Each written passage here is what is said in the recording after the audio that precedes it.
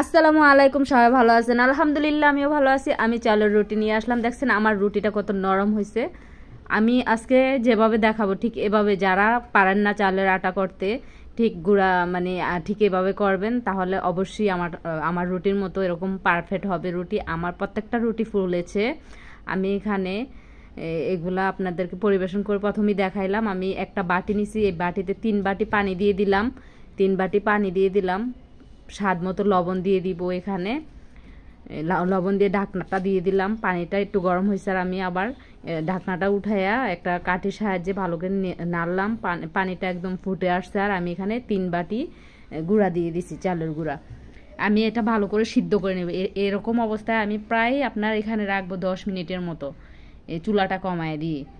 তো এভাবে যদি আটাটা করেন, একদম মানে পারফেক্টভাবে চালটা সিদ্ধ হবে, মানে চালের গুঁড়াটা সিদ্ধ হবে। সিদ্ধ হইলে আপনার মানে আটাটা মলতে অনেক সুন্দর হয়, রুটিগুলো অনেক নরম হয়। তা আমার এটা প্রায় হয়ে গেছে। আমি এটা লাড়তেছি একটা কাঠের সাহায্যে। আমি আবার ঢাকি 5-6 মিনিটের মতো রাখবো। এভাবে রাখি দিব। আমি কিন্তু চুলাটা বন্ধ করে দিছি, এভাবেই আমি রাখি দিচ্ছি।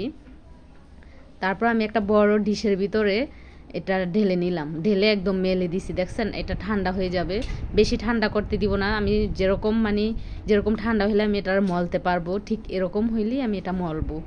বেশি গরম গরম তার মলা যায় না, হাত পুড়ে যাবে। তা আমার এটা প্রায় ঠান্ডা হয়ে গেছে। আমি এখন এটা মলবো। এই যে আস্তে আস্তে আমি একটু ঠান্ডা পানি দিয়ে এটা মলে নিচ্ছি। এটা মলে একটা দোল তৈরি করে নিব, ভালো মানে খুব সুন্দর করে সফট করে এটা খুব সুন্দর করে মলে নিতে হবে। তো আমার ভিডিওটা যারাই দেখেন সাবস্ক্রাইব করে দিবেন আমার ভিডিওগুলো দেখার জন্য। পাশে বেলটা অন করে রাখবেন। আর আপনারা যদি আমার রেসিপি দেখতে চান আমাকে মেসেজ করে বলতে পারেন। আপনারা যেটা বলবেন এটাই আমি করে আপনাদেরকে দেখাবো। যেভাবে বুঝবেন ঠিক আমি এভাবে করব। আমি একটা একটা করে লেচি কেটে নিলাম। আমি এরকম সবগুলো করে নিচ্ছি।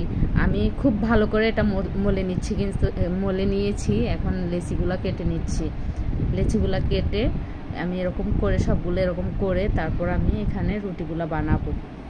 আমার প্রায় সবগুলো হয়ে গেছে। এই যে আমি এখন রুটিগুলো বানাচ্ছি আস্তে আস্তে করে, চালের গুঁড়া দিয়ে তারপর এটা বেলতে হবে আস্তে আস্তে করে। আর এটা আমি এরকম করে সবগুলা বেলে আমি কিন্তু এটা আজকে সংগ্রহ করবো। আমি বিকালে বানাচ্ছি, কালকে সকালে এটা সেঁকবো, খাবো। আমার এরকম সবগুলা হয়ে গেছে। আমি এটা সংগ্রহ করে রাখছি। এই পরের দিন দেখেন আমি নর্মাল থেকে বের করছি। ডিপে রাখা যাবে না, নর্মালে 1 সপ্তাহ রেখে আপনারা খাইতে পারবেন।